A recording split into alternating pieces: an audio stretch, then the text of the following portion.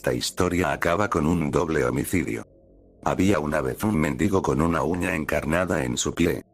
Tenía un cachorro pequeño que iba con él a todos lados. Los dos eran muy felices juntos, pero la uña estaba hiriendo al mendigo. Un día, fue al doctor para removerla, pero, para su asombro, la uña había aumentado su tamaño. El doctor le dijo al mendigo que remover la uña ahora sería extremadamente doloroso, así que el mendigo la dejó ahí. El único problema era que la uña empezó a causarle más dolor al caminar, y sangraba mucho con frecuencia. Para lidiar con esto, el mendigo había colocado a su cachorro en el suelo en vez de cargarlo, y tenía que ver cómo su pobre cachorro se hería sus pies en el concreto áspero. Un mes después de su consulta, la uña se hizo tan grande que perforaba su tobillo. El pobre mendigo sentía tanto dolor que no podía caminar, solo arrastrar los pies, y el doctor le dijo que era demasiado tarde para removerla. Las patas del cachorro también estaban raspadas y sangraban, y le era difícil caminar. El mendigo lo tenía que cargar, y su peso le causaba aún más dolor. Detuve mi cuento, escuchando con cuidado. En la otra habitación, podía oír a mi esposo roncando sonoramente. Suspiré, aliviada. ¿Por qué no se quitó la uña desde el comienzo, mami? Me preguntó mi hijo con curiosidad. Sus ojos inocentes se ampliaron, observándome.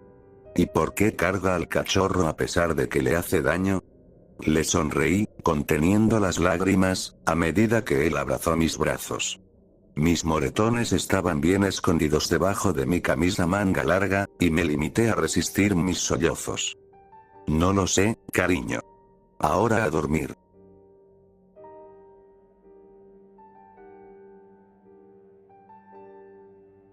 El fin de los tiempos. Fui el primero en ver un ángel caído. Estaba observando las estrellas en mi patio trasero, cuando una luz brillante atravesó el cielo y, unos momentos después, Gabriela golpeó mi patio. Era bastante alta.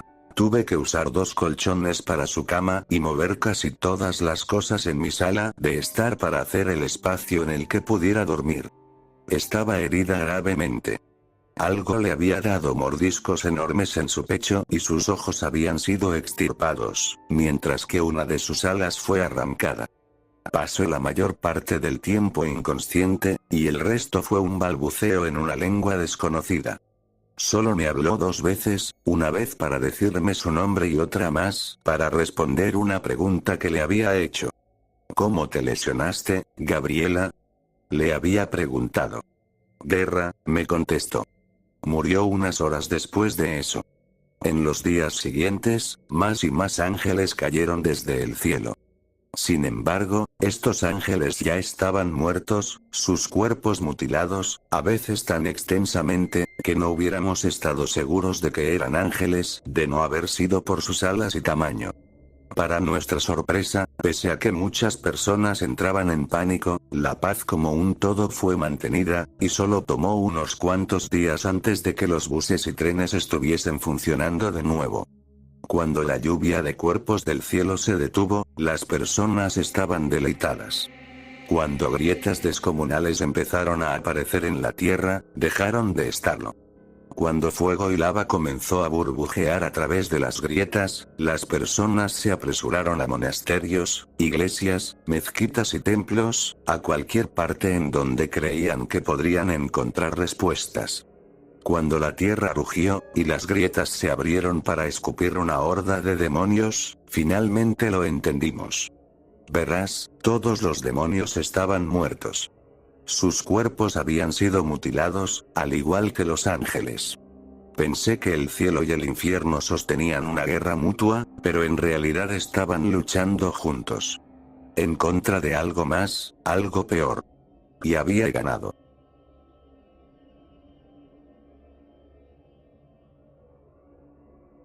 Lo conozco también. Cada noche, se va a la cama a las 10. Se despide de sus amigos por internet y apaga su laptop, como un reloj, y luego se cambia de ropa y se va a la cama. Sueña, pero nunca recuerda qué. Cuando se levanta por la mañana, siempre se queda dormido hasta tarde, y se apresura para llegar al colegio a tiempo. Regresa a casa a las 3:30 de la tarde y hace su tarea. Después vuelve a su laptop hasta que se va a la cama. Le gustan los osos de gomita, las películas de terror y música con voces profundas y guturales. No tiene muchos amigos aparte de mí, así que mantiene algo de marihuana en el cajón de sus calcetines para cuando la soledad es demasiada. No sabe qué quiere hacer después del colegio, pero sabe que quiere ir a vivir en una ciudad grande. London, quizá. Se siente muy triste porque no se da cuenta de cuán hermoso es. No sé qué hubiera sido de mí si no lo amara tanto como lo amo. No era nada antes de él. Ya hemos vivido juntos por 12 meses. Es agradable. Solía ser una de esas personas sin rostro con las que él habla por internet, hasta que ambos nos dimos cuenta de que no podíamos vivir con tener que estar tan lejos el uno del otro. Me mudé al extremo opuesto del país para estar con él. Hice tantos sacrificios, y no me arrepiento en lo absoluto. Sus padres son amigables, pero pasamos la mayor parte del tiempo en su cuarto. No hablamos como solíamos hacerlo antes de que me mudara. La mayor parte del tiempo, solo lo observo. Es así como sé tanto sobre él. Esta noche, su rutina cambió. No toca la laptop, solo se acuesta en su cama, con su rostro en su almohada, y llora. Me había preocupado, hasta que vi su calendario y noté la fecha. Por supuesto que está triste, ha pasado un año desde que me ahorqué.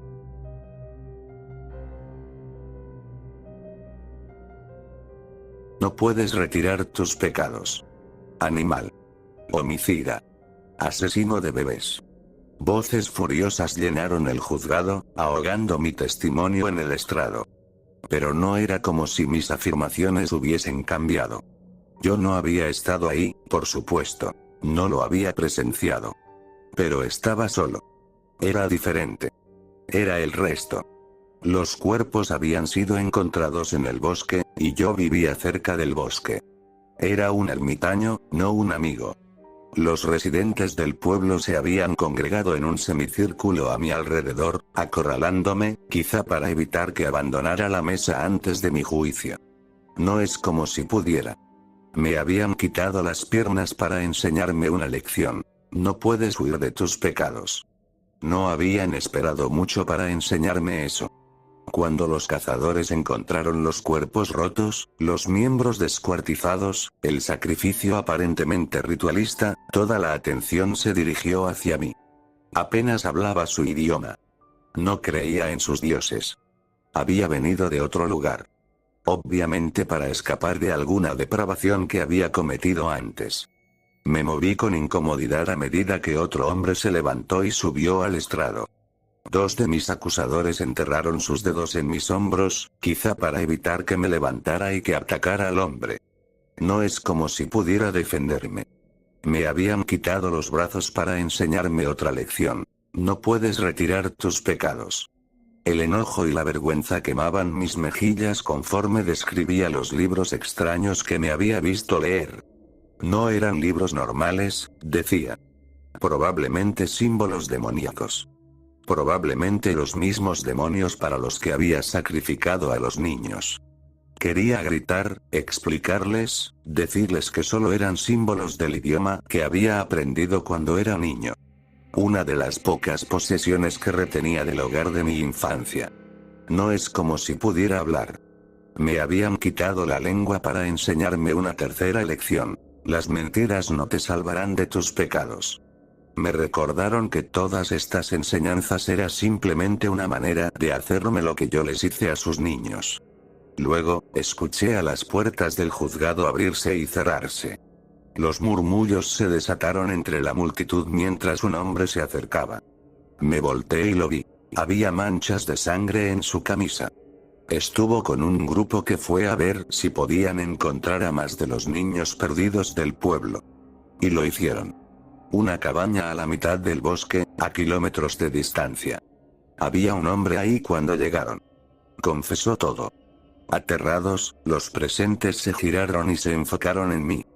Tras una pausa, el juez habló casi imperceptiblemente. Inocente. Entonces lloré. Lloré sin brazos con los cuales limpiar mis lágrimas, sin piernas para alzarme como un hombre libre, sin lengua que expresase mi alivio. No podían retirar sus pecados.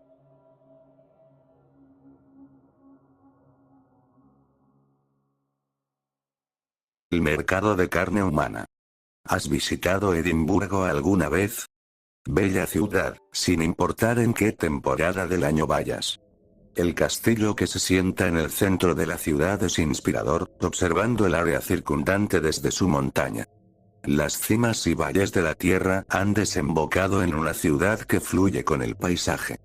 Las calles que lo rodean pueden ser empinadas, y los numerosos callejones en crecimiento rápido pueden ser aún más empinados. Es aquí donde encontramos el mercado de carne humana. Podría ser confundido por cualquier otra calzada oscura de la ciudad. Está asentado entre las tiendas y trampas de turistas, de apariencia relativamente no amenazadora, y puede ser usado como un atajo para llegar a la estación si estás en un apuro. El nombre ha sido justificado, a través de algunos que señalan que los mercados de carne humana solían ser término local para los carniceros, y a través de quienes sugieren que era un burdel improvisado. Ambas versiones son incorrectas. Hay un mercado en ese pasadizo, pero la carne humana no es el producto, es la moneda. Las horas del mercado son desde el anochecer hasta el amanecer, y el costo de la entrada es un atrago de tu propia sangre. Prepara un vaso de vidrio y progresa por el callejón. Cuando te acerques a la mitad del camino, toma un sorbo y escúpelo contra la pared. La sangre hará burbujas y se esparcirá por la pared, coagulándose en la forma de una costra endurecida. Luego se empezará a descarapelar y a disiparse. Una puerta un tanto anticlimática será revelada por debajo. Caminar hacia adentro es desorientador, dado que la lógica te dirá que estás entrando a un edificio. Más bien, el espacio que estás pisando no tiene paredes y la oscuridad envuelve los bordes. Es en esa penumbra que un número de casetas está desplegado, manejadas por individuos que tienen el aspecto de comerciantes de todo el mundo, desde mercaderes árabes hasta estafadores de las calles de Nueva York.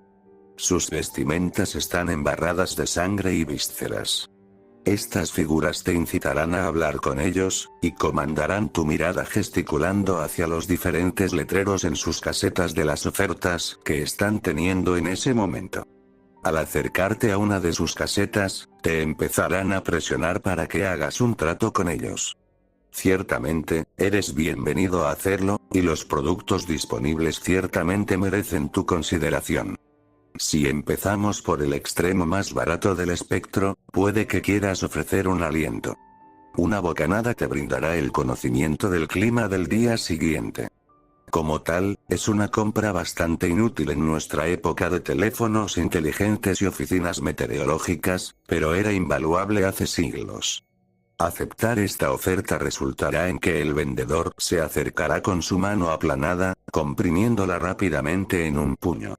El aire, literalmente, será robado desde tus pulmones, causándote unos momentos de respiración entrecortada mientras recuperas tu aliento. ¿Eres apegado a tus dedos? ¿Cuán apegado? Es decir, ¿crees que podrías vivir sin tu meñique? Esta venta te brindará el perdón inmediato de cualquier persona que desees, por cualquier mal que hayas infringido en su contra. Aceptar esto solo hará que el mercader sonría de lado y grite: ya sale un especial Yubitsume. Se inclinará hacia adelante y tomará tu muñeca, sujetándola en la mesa. No te resistas, porque a nadie le gusta una venta difícil. Un resplandor de metal, y tendrás un dedo menos. Recuerda que solo puedes pagar 2 veces. Ahora, no te engañes. Dolerá. Probablemente habrá mucha sangre, y si no te encargas de la herida, se puede infectar. A medida que el precio sube, puede ser que quieras tomar precauciones con respecto a lo que intercambias. Los torniquetes y las suturas no estarán de más. Algunos negociantes se verán familiares, y pueden remontarse a historias y leyendas que han existido por milenios. Esta es la influencia que el mercado ha tenido en nuestra cultura, filtrándose a lo largo de los siglos. ¿Qué tal uno de tus ojos? De todas formas, la percepción de profundidad está sobrevalorada. Ofrecer uno de ellos te permitirá conversar con nuestros amigos con alas. Serás capaz de convocar a las aves de los árboles, y ellas serán capaces de responder cualquier pregunta que tengas. Se aconseja que evites a los cuervos, ellos tienen sus propias intenciones, y no tienen en mente tu bienestar. El vendedor te tomará de la garganta e incrustará lentamente sus dedos en tu cuenca. Un giro de su muñeca y tu órgano visual descansará en su palma. Otro giro, y desaparecerá.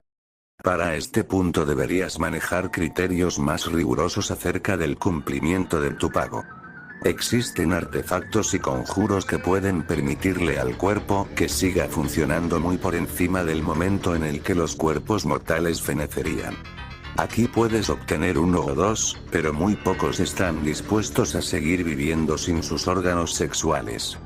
Parece ser que la eternidad es un poco más fría sin la habilidad de echarte un polvo. No entraré en detalles de la manera en la que son retirados. Baste decir que es desagradable y lioso. Progresivamente, los precios se harán un poco más vitales. ¿Qué querrías a cambio de tu estómago? Este trato amerita la habilidad para entender los deseos de todo aquel con el que hables. Mientras conversas con ellos, tu mente se llenará de las imágenes de lo que codician más. Algunos argumentan que tal regalo tendría una correspondencia más poética con el corazón. Sin embargo, el músculo vascular es parte de un trato completamente distinto. Al regatear con tu corazón, puedes garantizar la felicidad de cualquier individuo por el resto de su vida. La extracción de este tipo de órganos puede ser característicamente dolorosa, pero los mercaderes te darán un momento para que te prepares antes de que produzcan una hoja corta y filosa. Después de una incisión practicada, estarán excavando dentro de tus tejidos. Tienen una precisión infalible y un nivel de aseo que compite con el de un cirujano. Ahora, es reconocido en algunos lugares que, una vez que el trato ha sido sellado, el comprador puede tener dudas y querer echarse atrás. Este no es uno de esos lugares. La mayoría de los contratos son tácitos, pero se espera que te hayas informado. Las cláusulas de rescisión son asesinas. Aunque la mayor parte del cuerpo puede ser colocada en la mesa, hay limitaciones. El problema es que el cerebro es el asiento de la consciencia, y no puede ser ofrecido totalmente. Digo totalmente, porque hubo un individuo que ofreció la lobotomía de la parte de su cerebro que domina la memoria, aunque no pudo recordar a cambio de qué. Antes de culminar, te presento una advertencia. He detallado la lista de costos de algunas partes de tu propio cuerpo. Hagas lo que hagas, no trates de comprar nada en el mercado con órganos de otro. Cada figura en el mercado se detendrá y te observará, y a quien trataste de engañar, gritará. No intercambies lo que no te pertenece. La parte que trataste de vender será removida de tu cuerpo como castigo. Un ojo por ojo bastante literal. El mercado ha estado intercambiando ensambre y hueso desde que la civilización ha existido, aunque la entrada se ha movido de ciudad a ciudad. Muchos han visitado y estrechado manos con los carniceros, pero no todos han recibido esas manos de vuelta. Una persona inteligente se preguntaría si estos individuos son capaces de honrar los tratos que negocian. Una persona más inteligente cuestionaría por qué las partes del cuerpo tienen un valor tan alto en esta economía. Solo entiende que es oferta y demanda. Y mientras existan los tontos dispuestos a ofertar, no deberías preocuparte por quien genera la demanda.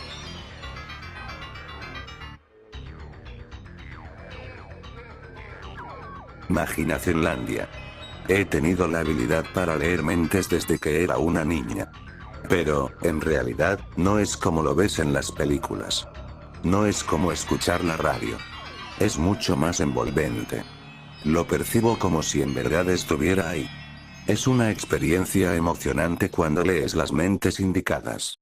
El problema está en encontrar las mentes que valga la pena leer. Francamente, leer adultos es tan divertido como calcular impuestos. Las mentes de los niños, por el otro lado, son increíbles. no están ancladas por el trabajo, estrés e insatisfacción. La mente de un niño está llena de imaginación y aventura. Es por eso que me convertí en una maestra de kinder. Me siento en mi escritorio y observo mientras mi clase colore. Sonrío a medida que garabatean con sus crayones. Me conecto y doy un vistazo a sus mentes. En un instante, despego con Carlos en un cohete espacial, abalanzándome hacia galaxias arremolinadas. Visito planetas alejados llenos de extraterrestres bulbosos y marcianos de dos cabezas. Sonrío y continúo con Marky. Puedo oler bastones caramelo mientras soy absorbida en una tierra de dulces real, repleta de cascadas de chocolate y castillos de gomas de caramelo. Ella juega a la rayuela con hombres de jengibre, riendo con su pequeña risa melodiosa. Estoy a punto de trasladarme a Thomas cuando siento un tirón en mi vestido. Miro hacia abajo y me encuentro con Sarah. Rizos marrones hermosos, grandes ojos de cachorro y una sonrisa reluciente. Señorita Dupré, hice esto para usted. Exclama, entregándome un papel. Lo tomo y me veo a mí misma en forma de figura de palitos. La quiero, señorita Dupré, y está escrito en la parte superior con múltiples colores. Lo amo. Exclamo y le doy un abrazo fuerte. Sarah solo ha estado con nuestra clase por unos días y aún no he podido dar un vistazo a sus esperanzas y sueños. Me avecino y toco su mente. Y casi vomito. Me atraganto cuando soy acometida por una ola de la peste caliente y fétida de la muerte. El ojo de mi mente es cegado por una oscuridad que parece tener vida, derramándose en mi cerebro, queriendo extinguir todo lo que toca. En el vacío, siento espirales babosos a mi alrededor, envolviendo mis piernas, presionándose contra mi rostro. Una bestia famélica y gigantesca explorando la negrura en busca de alimento. Entonces se alza un llanto enérgico, casi reventando mis tímpanos. Los gritos de miles de almas proclamando su melancolía. Clamando por su muerte. Y luego estoy de regreso en el salón de clases. Me desconecto de Sarah y recupero mi compostura, esperando que ella no me vea temblar. Es un dibujo bonito, Sarah, digo, casi susurrando. Ahora ve y prepárate para la hora de la merienda, ¿está bien? Ella asiente felizmente y se aleja dando saltos. La observo mientras lo hace. Las mentes de los niños son la cosa más maravillosa del universo. Pero sea lo que sea esa cosa en el vestido azul, no es un niño.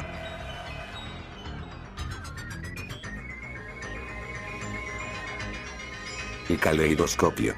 Mientras estábamos de luna de miel en Maine, mi esposa y yo hicimos una parada en el pintoresco pueblo Boat Bay en un día particularmente gris y lluvioso. Ya que el picnic que habíamos planeado no seguía siendo una alternativa, nos refugiamos en una pequeña tienda de antigüedades próxima al muelle. En tanto mi esposa hojeaba los grandes cofres y juegos de mesa cerca de la entrada, yo examinaba entusiasmado las herramientas antiguas y el equipo marítimo dentro de las vitrinas en la parte trasera. Siendo un coleccionista de lentes e instrumentos marinos, ansiaba encontrar un sextante o quizá un telescopio viejo forrado con cuero. Me detuve en una pieza interesante. Parecía ser una linterna de bronce que denotaba una pátina café, pero que era muy moderna en cuanto a su diseño. Le pregunté al dueño de la tienda por ella, pero solo me pudo decir que la encontró en el mismo cofre antiguo que traía varias brújulas y el sextante que también se exhibía. Inquirió sobre si deseaba comprárselo a $5. A mí no me sirve de nada, nadie lo quiere. Cuando lo cuestioné acerca del precio, él suspiró con cansancio, y luego se acercó a la vitrina para sacarlo. Ten, compruébalo tú mismo. La artesanía era impresionante, bastante duradera y aparentemente hecha a mano, quizá en algún lugar de Europa. Unas marcas de escritura desgastadas indicaban que podría ser de origen alemán o tal vez austríaco. Giré el lente y una luz roja débil salió despedida.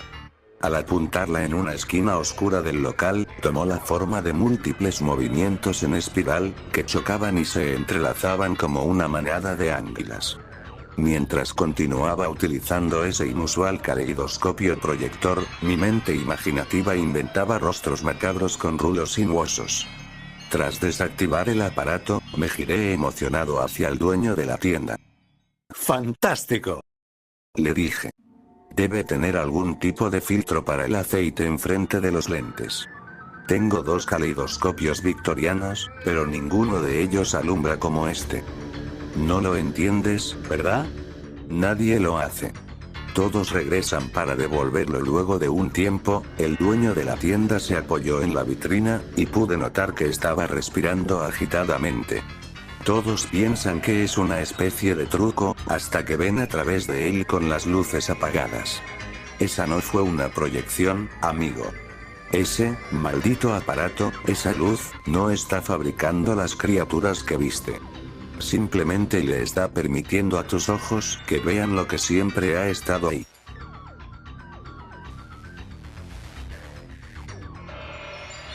Memoria genética. Muchos iconos clásicos del terror, como los xenomorfos de Giger y cabeza de pirámide de Silent Hill, entre otras criaturas inquietantes, comparten rasgos comunes.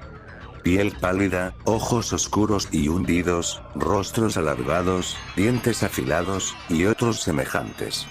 Estas imágenes inspiran horror y repugnancia en la mayoría, y lo hacen por una buena razón. Los rasgos que comparten estas imágenes están impresos en la mente humana. Muchas cosas nos causan pavor por instinto. El miedo es natural y no necesita ser reforzado para que pueda aterrorizar.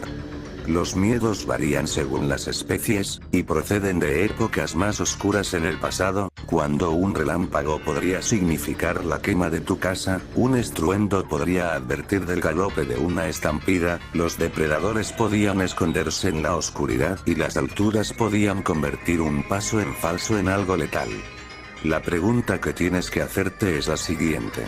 ¿Qué sucedió durante las épocas ocultas, antes de que la historia comenzase, que pudo haber afectado a la raza humana tan uniformemente como para implantar un miedo profundo, instintivo y duradero hacia los seres pálidos de ojos oscuros y hundidos, dientes afilados y rostros alargados? Solo ten cuidado ahí fuera.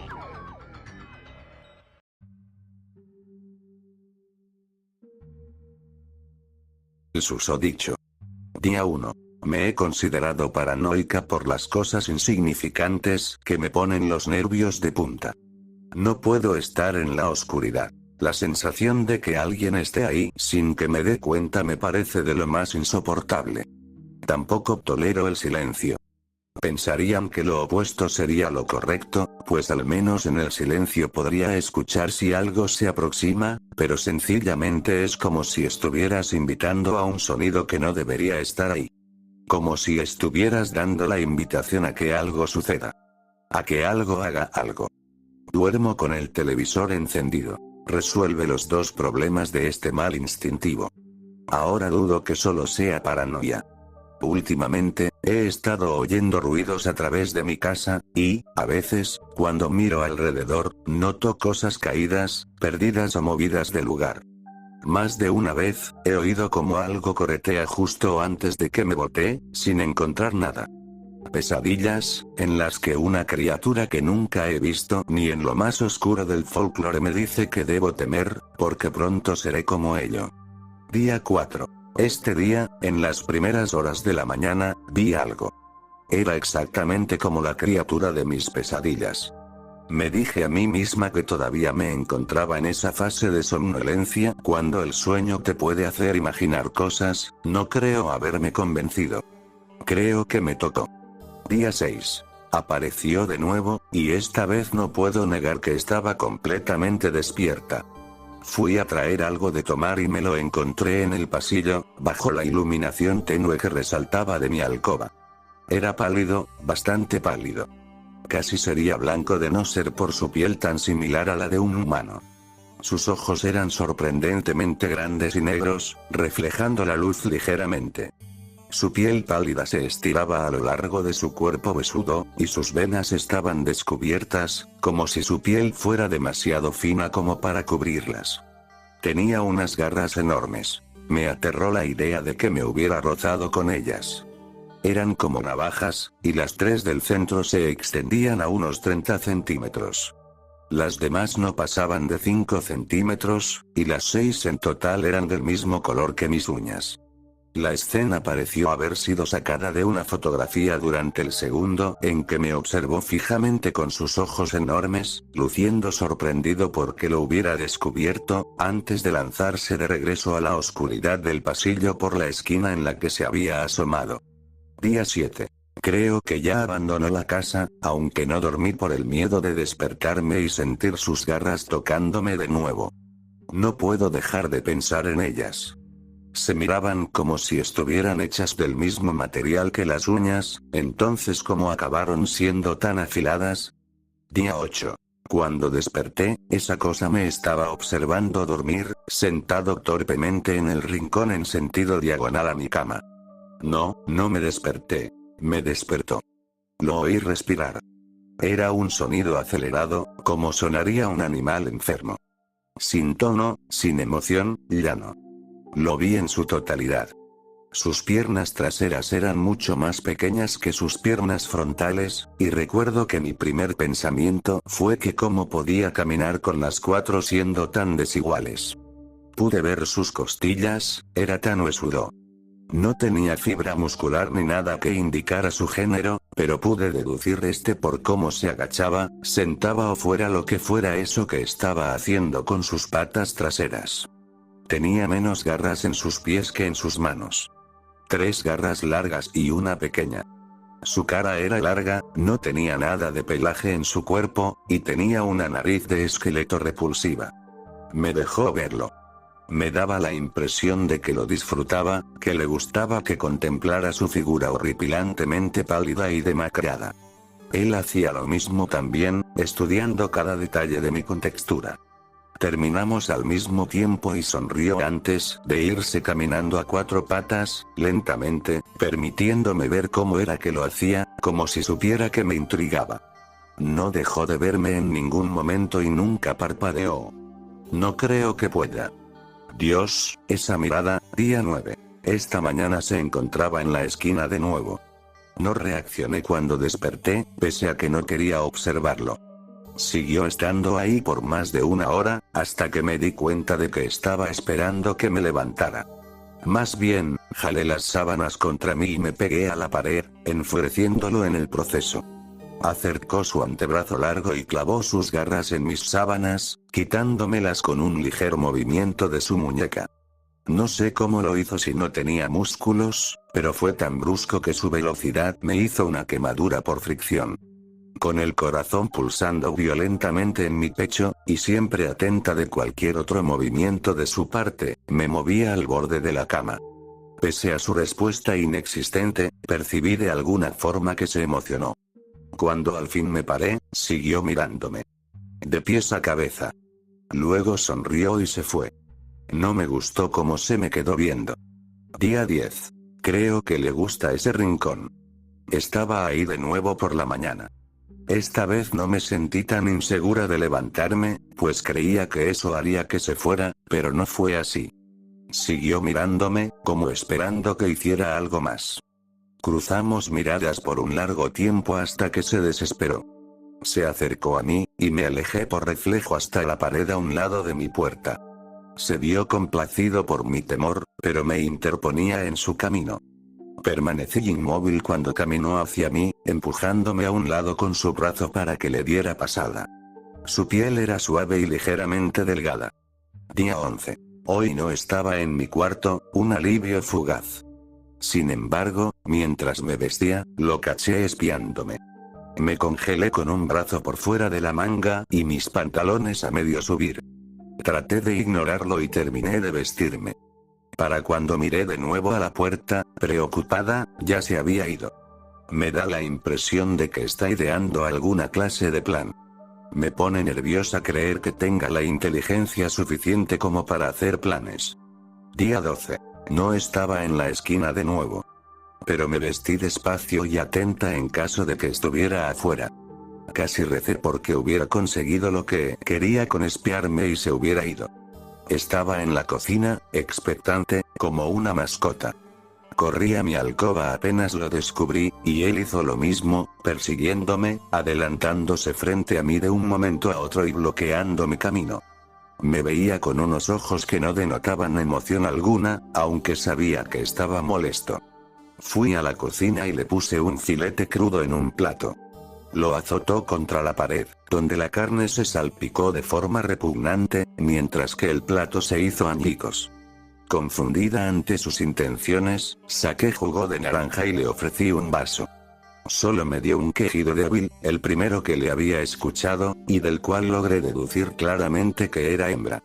Siguió observándome con el jugo en mano hasta que le di un sorbo tímido, y se sentó, satisfecha.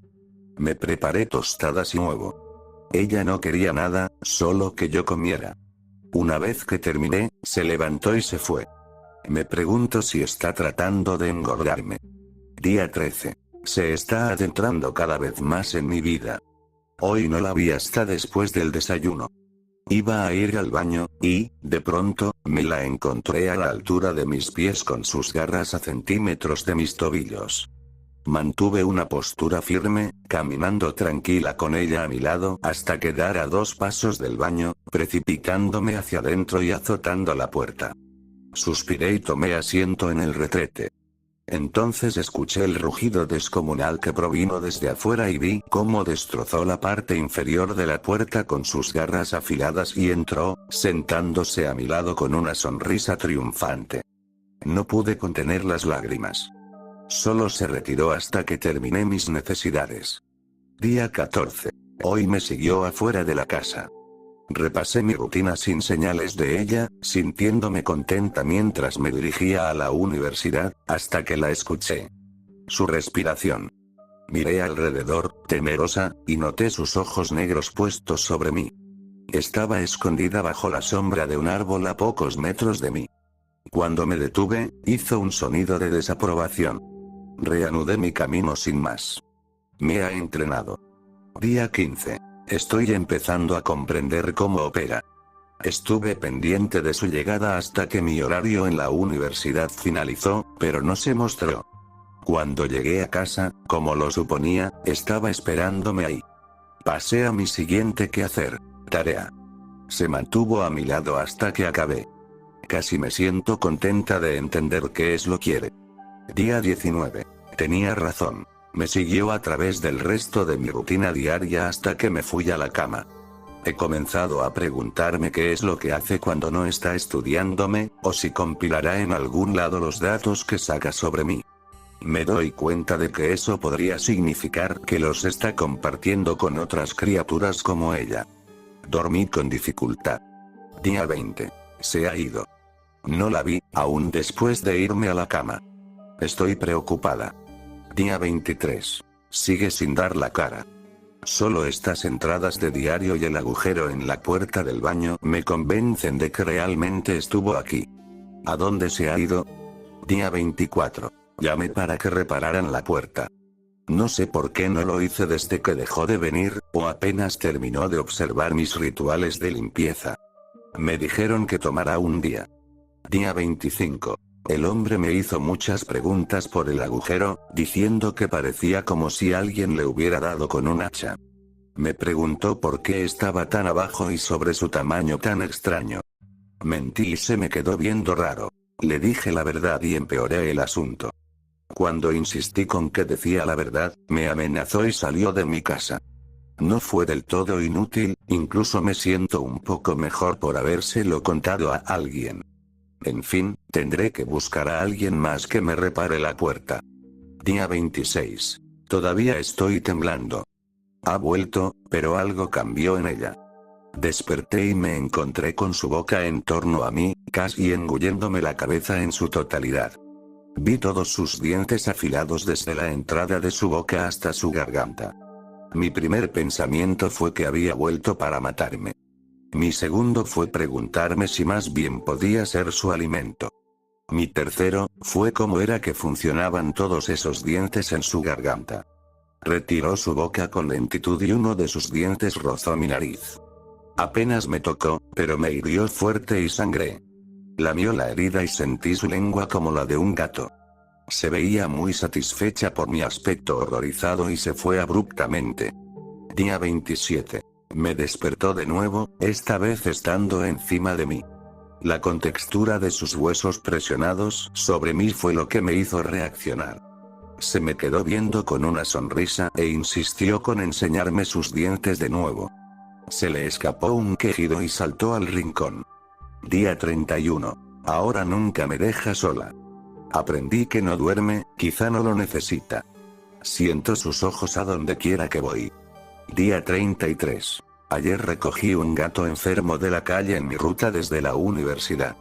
Hoy estaba destripado en la mesa de mi cocina. Sonrió cuando vomité.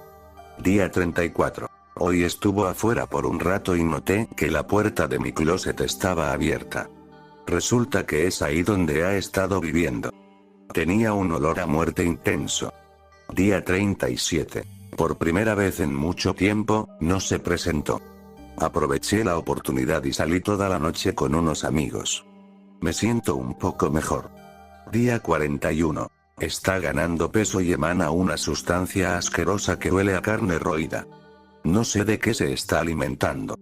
Día 43. Me habló. Dijo que ya no puedo volver a salir. Día 48. Me he quedado sin comida. Vio que no había comido y me trajo un perro degollado. Día 50. Intenté salir a traer comida, y me atacó. Tengo la herida en mi pierna de 3 de sus garras, desde donde me arrojó hacia la sala de estar. La maldije de todas las formas que sabía. Me comí el perro. Día 51. Lloro mucho. No puedo amasar la motivación para salir de la cama. La herida está infectada y se ve un tanto serio, pero a ella no parece importarle. Traté de hablarle, preguntarle qué quería.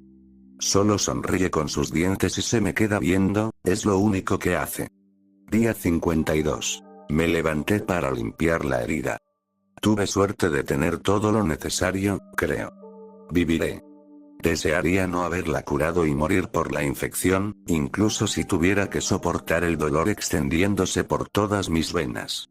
Pero ella me obligó a hacerlo. Día 53. Leí un libro y reí. Está adelgazando. Día 55. Sonreí. Se miraba triste. Me tomó un tiempo darme cuenta de que su olor se había ido. Día 57. Sé cómo matarla. Día 64. Finalmente soy libre. Después de una semana de preparación, conseguí acercarme a ella mientras se dirigía al cuarto continuo a mi alcoba, y la abracé. Su piel estaba grasosa por ese líquido horrible. Gritó y trató de atacarme, pero me puse sobre su espalda, agarrándola con fuerza y rehusándome a desistir ante el miedo. La sujetaba aún más fuerte cada vez. Ella corrió, y casi perdí mi agarre por su velocidad y el olor que había comenzado a marearme. Tuve que tragarme el vómito que subía por mi garganta. Besé su cabeza, sintiendo el pulso exagerado de sus venas. Fue entonces cuando cayó al suelo dando un grito horrible. Agitada, me levanté y vi que sus ojos estaban blancos, que ya no me seguían. Al fin había muerto. Día 68. El cuerpo se ha ido. No me importa siempre y cuando no tenga que verlo. Día 71. Fui despertada por la sensación de esas garras tocándome, y me lancé de inmediato a abrazar la criatura, pero batió sus garras contra mi cara, hiriéndome terriblemente. Una voz rió. Era macho. Ya sabemos de ti. Eso no te funcionará 2 veces. Noté que había otro más en el rincón. No puedo dejar de llorar. Día 173. Me enviaron a mi primera casa. El blanco es un niño pequeño. Se orinó encima cuando le pasé mis garras. Fue maravilloso.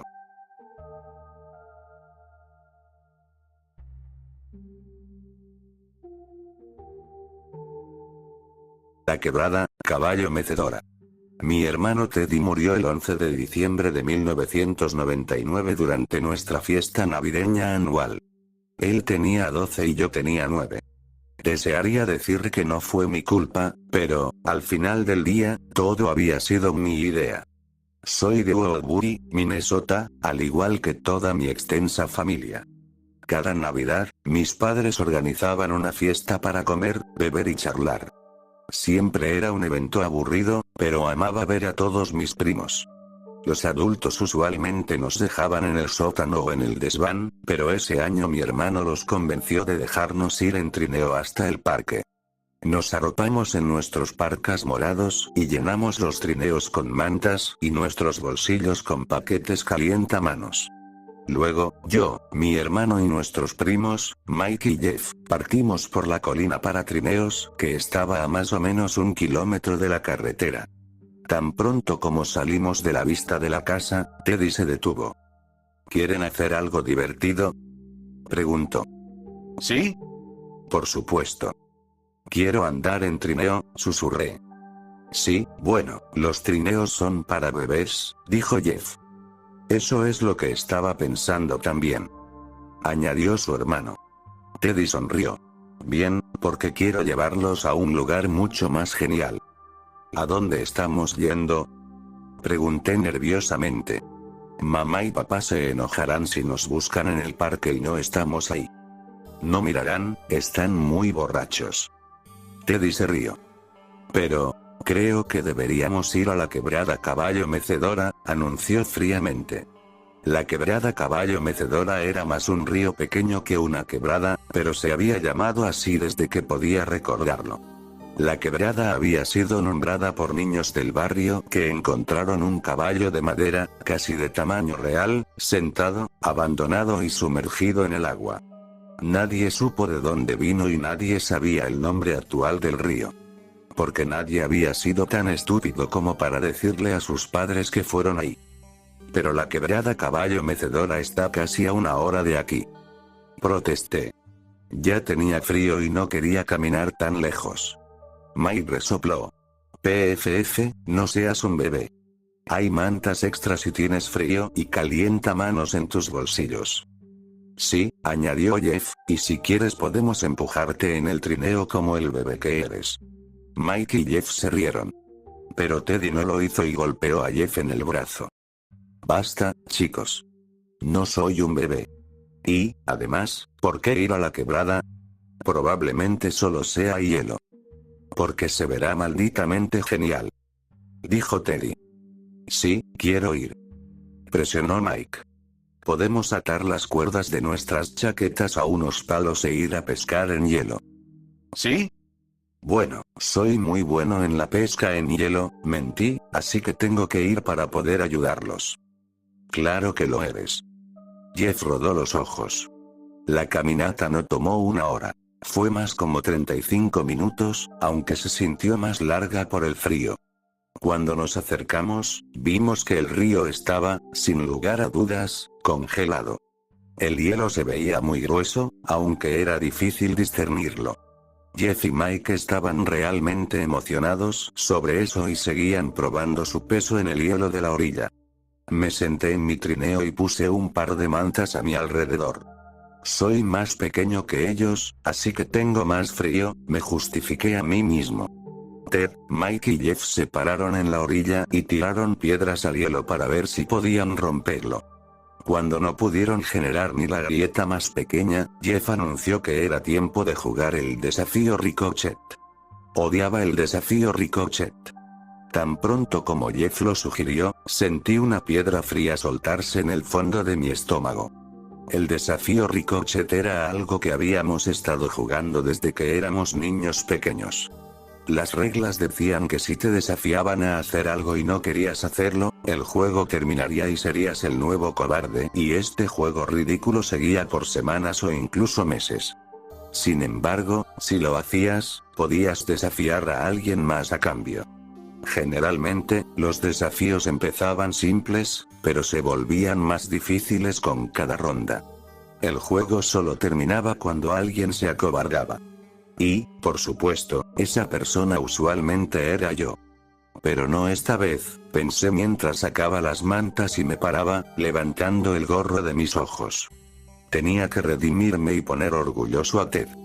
Tenía que mostrarles que no era un bebé. Vamos. Me gritó Jeff. Tú vas primero. Oh. ¿Cuál es el desafío?, pregunté con valentía falsa. Bien, tienes que dar 3 pasos en el hielo. Miré al río congelado, asustado. ¿3 pasos? Sí, y no pasos de bebé, pasos de verdad. Basta, no soy un bebé. Entonces demuéstralo. Di mi primer paso ligeramente y presté atención a la elasticidad de la masa resbalosa debajo de mí. No podía sentir nada, y el hielo no protestó bajo mis pies. Di los 2 últimos pasos rápidamente y luego volví, y medio patiné, hasta la orilla. Mi hermano me mostró una gran sonrisa y una mano para chocar los 5. Desafié a Mike a dar 4 pasos y medio. Mike desafió a Ted a dar 6 pasos. Ted desafió a Jeff a dar 10 pasos. Y luego Jeff me desafió a hacer todo el recorrido hasta la orilla opuesta. Sin embargo, el hielo no había hecho ni un sonido desde que empezamos el juego. Permaneció tan silencioso como la muerte. Aún así, había algo ensordecedor flotando por el aire frío y el silencio. Lo medité lo más que pude, tratando de decidir si debía quejarme. El desafío de Jeff era 2 desafíos en realidad, y no creía que eso fuera justo. Técnicamente, tendría que hacerlo 2 veces. Una vez para llegar al lado opuesto de la orilla y otra para volver. Tenía miedo de caerme en el agua fría que sabía que estaba enfureciéndose bajo el hielo. Vamos, no seas un bebé, solo hazlo, dijo Mike. ¿Al bebito lo asusta el hielo? Se burló Jeff. Basta chicos, no soy un bebé. Este desafío no es justo. Son 2 desafíos. Mi voz fue ahogada por las burlas de Jeff y Mike. Miré a Teddy por ayuda, pero estaba riéndose. Riéndose. Mi hermano mayor ni siquiera trató de estar de mi lado, estaba uniéndose a ellos. Sentía mi labio inferior tambalearse y a las lágrimas llenar mis ojos. No llores. Los bebés lloran, tú no eres un bebé. Volteé mi cabeza de nuevo al río para que no pudieran ver mi cara roja y mis lágrimas traicioneras. Sentí un sollozo empezar a formarse a través de mi garganta, y sabía que no podía dejar que lo escucharan. Moriría antes de que me vieran llorar. Tomé un respiro profundo y corrí por el hielo tan rápido como pude. Y por un momento, deseé caerme. Estarían en tantos problemas y se sentirían tan culpables de haberse burlado y por llamarme bebé. Con cada paso de mi bota, estuve atento del ruido del hielo rompiéndose. Pero no hubo ninguno, y, de un momento a otro, estaba del otro lado. Levanté mis puños al aire triunfantemente y esperé escuchar sus aclamaciones. Cuando me volteé para mirarlos, seguían juntos en un círculo, riéndose. Ni siquiera me habían visto. Se habían perdido todo el desafío. Y quería llorar de nuevo. Me tragué las lágrimas y estaba a punto de gritar que quería irme a casa. Pero, entonces, me di cuenta de algo colgando del árbol arriba de ellos. ¿Cómo me había olvidado? Era el único que se había dado cuenta y razoné que era mi pase para la venganza y la redención. Pero, ¿a quién desafiar? Me paré silenciosamente, mirándolos mientras bromeaban entre sí, y los señalé, susurrando para mí mismo. De Tin Marín, de Dos Pingüe, Cúcara, Mácara, Títere fue. Yo no fui, fue Tete, pégale, al quien fue. Mi dedo se paró en Teddy. Bien, pensé. Se supone que es mi hermano, se lo merece más. Aclaré mi garganta. Desafío a... Grité cruzando el pequeño río, interrumpiéndolos. Ellos me miraron, casi sorprendidos de verme parado en la otra orilla. Con que se habían olvidado de mí. Desafío a... Empecé, con una ira renovada, Teddy a columpiarse en la cuerda a través de la quebrada, y a caer en este lado. Hubo silencio mientras, en tándem, los 3 miraron la soga colgándose del árbol arriba de ellos. Durante el verano, nos tomábamos turnos columpiándonos y tirándonos de cañón en el agua. Y si utilizabas la fuerza suficiente, en verdad podías llegar hacia el otro lado de la quebrada. Había visto a mi hermano hacerlo muchas veces. Los ojos de Teddy se ampliaron y me miró como si lo hubiera sentenciado a muerte. Jeff y Mike empezaron a empujarlo de inmediato, diciéndole que no fuera un cobarde. Sonreí del otro lado del río. Esperaba que fallara el desafío. Sería lo que merecía. No tomó mucho para que Teddy trepara el árbol y se sujetara de la cuerda. La probó un par de veces y luego se colgó con todo su peso. Cuando llegue ahí, voy a desafiarte a hacer saltos de tijera en medio de la quebrada. Me gritó. Ahí fue cuando me di cuenta de mi error. Si Teddy me desafiaba a hacer eso, ciertamente me acobardaría y me acecharían hasta las Pascuas. Envío un rezo silencioso a Dios para que Teddy no llegara a este lado del río. A la cuenta de 3. Le gritó Mike a Teddy. Vi a Teddy contar por lo bajo, y luego se tiró del árbol tan duro como pudo. Se metió en un arco largo y profundo como siempre. Miré la escena con mis dedos cruzados, deseando que la cuerda no llegara tan lejos y que cayera en la otra orilla, marcando un desafío sin cumplir y el fin del juego. Pero pude darme cuenta inmediatamente de que iba a lograrlo, y retrocedí para que aterrizara. Y luego, el sonido más ruidoso que jamás había escuchado se propagó por el aire como un disparo. Snap Teddy se hundió tan pronto como golpeó el hielo, y la cuerda y la rama del árbol lo siguieron hacia la oscuridad. Sentí el movimiento de mis pies conforme patinaba hasta el lugar donde se había caído. El pánico aplastaba mi pecho como un tornillo. Los tres estábamos sobre nuestros estómagos, tanteando el furioso y áspero agujero sin haber pasado 10 segundos. Buscamos en el vacío líquido, pero todo lo que podíamos sentir era la rama del árbol debajo. Y tras un minuto, no podíamos sentir nada. Nuestras manos y brazos se habían entumecido. Jeff nos sacó a Mike y a mí de ahí y empezó a correr hacia los trineos. Dejen este trineo ahí, necesitamos salir de aquí ahora. Me sentía frío y muerto. Me arrastré ciegamente hacia la voz de mi primo. Tenemos que salvar a Teddy. Quiero a Teddy. Está en el hielo. Tenemos que ir a buscar a mamá y papá. Pero estaba llorando tanto al final que dudo que hayan entendido alguna palabra. Y a pesar de mis protestas, los seguí por el bosque, confundido. Después de un tiempo, ya no podía sentir el frío. No podía sentir ningún dolor, en mi corazón o en mi cuerpo. De hecho, no podía sentir nada. Mike no emitió palabra en el camino de vuelta, pero Jeff habló del plan. Solo diríamos que Teddy decidió ir a casa antes que nosotros y que dijo que iba a tomar un atajo por el bosque, el otro bosque al final de la carretera. Asentí. Incluso sonreí por su plan. Dios, hasta el día de hoy, no sé por qué sonreí. Estábamos casi en casa para el momento que empecé a procesar lo que estaba diciendo. No. Tenemos que decirle a papá que salve a Teddy, le dije. Estaba sorprendido por lo vacía que sonó mi voz. Mike solo siguió caminando, pero Jeff me miró. Es muy tarde para salvarlo, pero puedes salvarte a ti mismo. Es tu culpa que esto haya pasado porque era tu desafío. Te llevarán a la cárcel por asesinato y te sentenciarán a pena de muerte. Es un caso abierto y cerrado. No puedes decirle nada a nadie. Nunca. Y no sé por qué le creí, pero lo hice. La parte más difícil del día no fue ver a mi hermano morir, o la larga y fría caminata a casa. La parte más difícil fue pretender que nada estaba mal cuando llegamos. ¿Cómo que no han visto a Teddy? Tendría que haber vuelto ya, se vino a casa una hora antes que nosotros. Sin embargo, no pude tener mi cara seria por mucho tiempo, y empecé a llorar. Mi padre pensó que era porque hacía tanto frío que mi piel empezó a volverse blanca. Los adultos montaron una búsqueda en el bosque entre nuestra casa y el parque, que, por supuesto, no terminó en nada. Llamaron a la policía por la noche.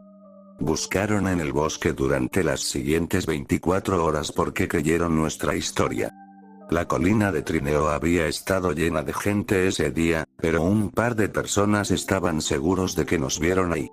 El día después de eso, quisieron buscar del otro lado del bosque, el lado en el que realmente estaba Teddy, pero una tormenta de nieve apareció y la búsqueda se canceló.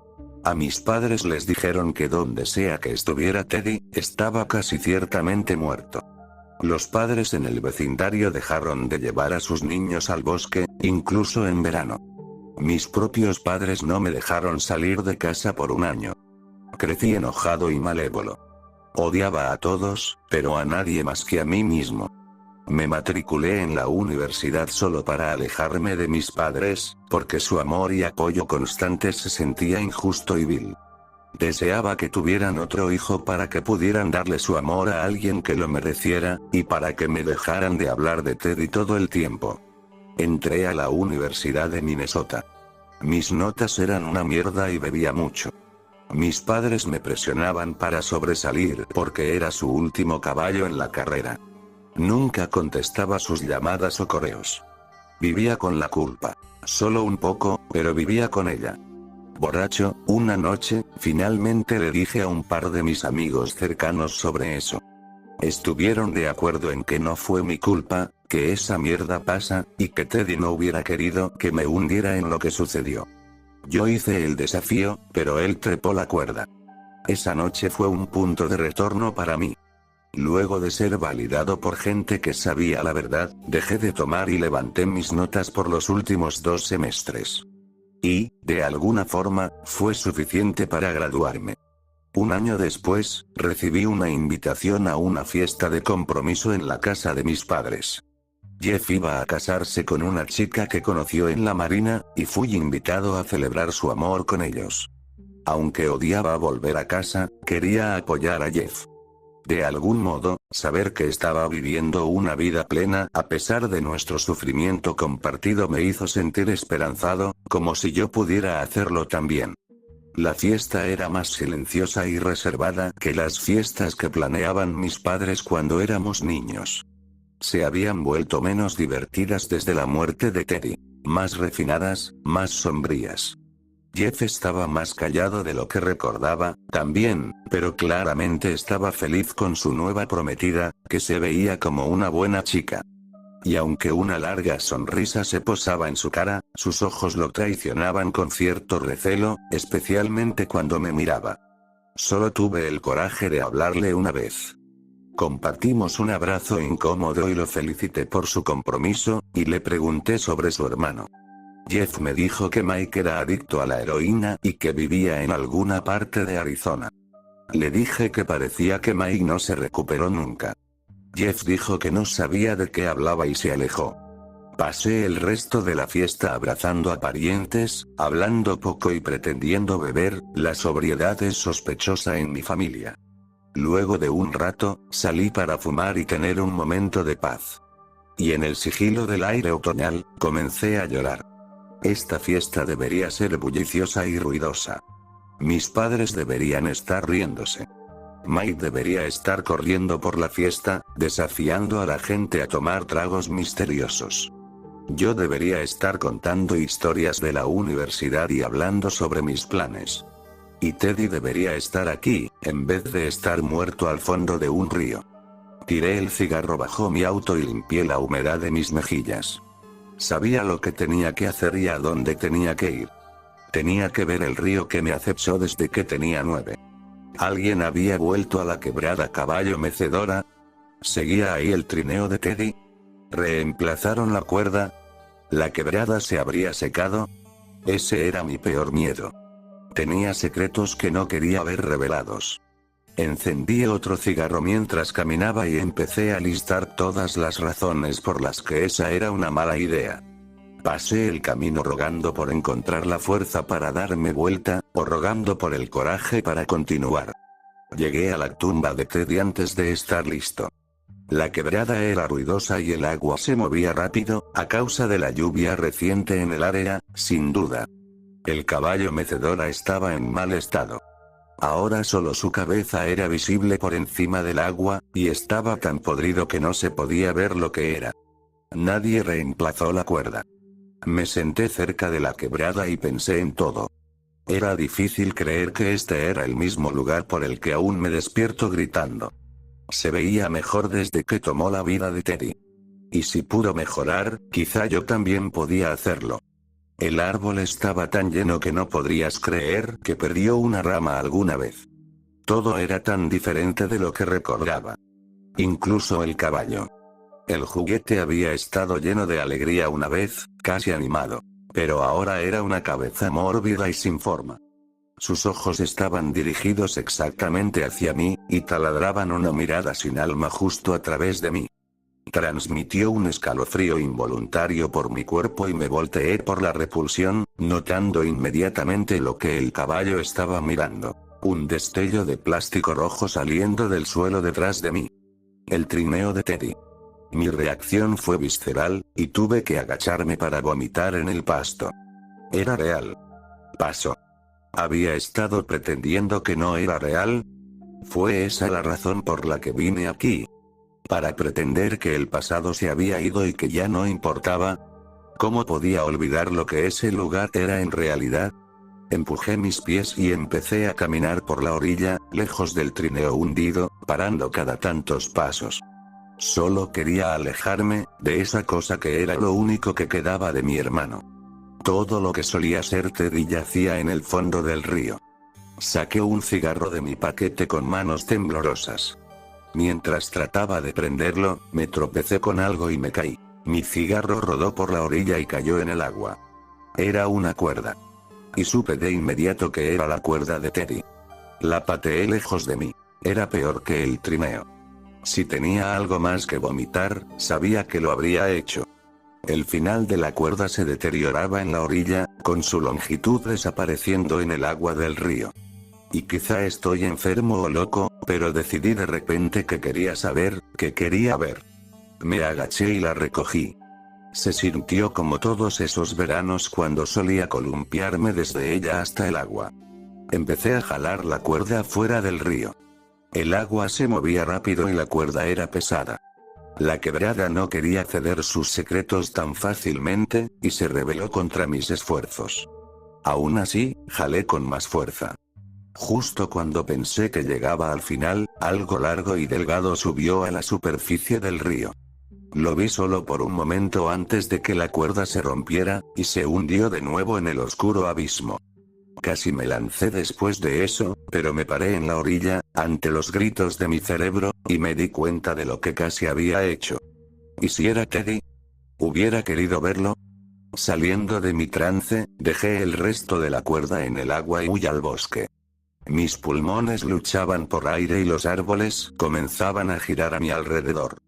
Ansiosamente, encendí otro cigarro y dejé que los escalofríos pasaran por mi cuerpo mientras esperaba que la nicotina me calmara. Me paré ahí, en medio del bosque, la cuerda rota a 6 metros detrás de mí, al fondo del río, y tomé pitadas cortas de mi cigarro. Y cuando mi respiración se volvió normal, sentí que algo me observaba. Era Teddy, por supuesto. Estaba sentado con su espalda contra un árbol, utilizando un parca morado que seguía brillando con la puesta de sol, blanqueado en algunas partes, tan blanco como sus huesos expuestos. Había folio roto de un calientamanos en su mano, aún ahí luego de todos estos años. Me miró, acusándome. Los agujeros de su cráneo no estaban vacíos, de alguna. Más bien, contenían una sabiduría omnisciente que me decía que sabía lo que habíamos hecho. Sabía que lo dejamos morir. Pero no lo sabíamos, Teddy. No lo sabíamos. No sabíamos que saliste del río.